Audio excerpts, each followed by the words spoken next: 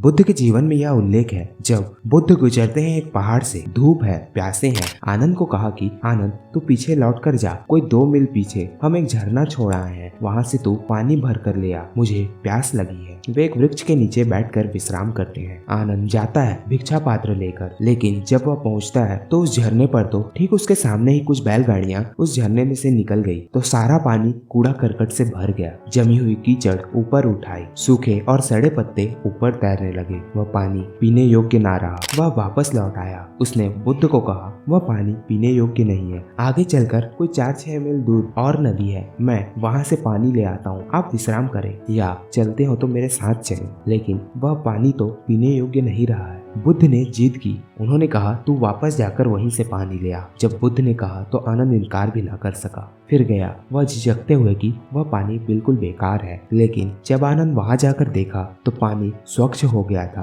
आनंद के 2 मील तक आने जाने में उस बीच धूल बैठ गई, कीचड़ बह गया और पत्ते जा चुके थे। झरना तो एकदम स्वच्छ और स्फटिक मणि जैसा हो गया था। वह बड़ा चकित हुआ। तब उसे बुद्ध की जिद का अर्थ दिखाई पड़ा। वह पानी भर कर लाया, नाश्ता हुआ आया। उसने पानी बुद्ध के चरणों में रखा, सिर चरणों में झुकाया और उसने कहा कि मुझे ठीक ठीक सूत्र दे दिया, यही मेरे चित्त की दशा है। आपने अच्छा किया मुझे वापस भेजा। मैं रास्ते में सोचता जाता था अगर पानी शुद्ध ना हुआ तो अब की बार झरने में उतरकर कूड़ा करकट को अलग करके किसी भी तरह पानी भर लाऊंगा। अगर मैं उतर जाता तो झरने का पानी फिर गंदा हो जाता। उतरने से ही तो पानी गंदा हुआ था। मैं किनारे पर ही रहा और पानी शांत हो गया। किसी ने शांत न किया और वह शांत हो गया। ऐसा ही आश्चर्य है। अनंत समुद्र रूपी तरंगे, मुझ में जीवन रूपी तरंगे अपने स्वभाव से उठती है, परस्पर लड़ती है, खेलती है और लय हो जाती है। ऐसे ही हमारे जीवन में भी होता है। हम जब कठिनाई और मुश्किलों में होते हैं तब हम स्वयं भी ऐसे ही जीवन में उठने वाले उन कठिनाइयों और परेशानियों से लड़ने में व्यस्त हो जाते हैं। जबकि